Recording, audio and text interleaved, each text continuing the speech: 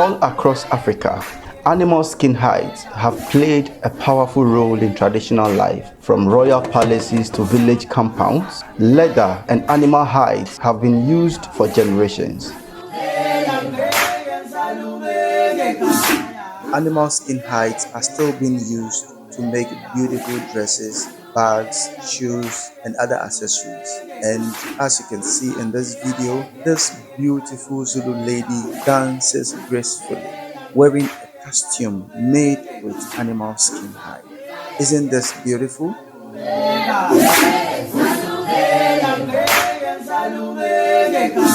Watch the full length of this beautiful and eye-opening documentary now, only on Apadada TV, where African culture and tradition comes alive.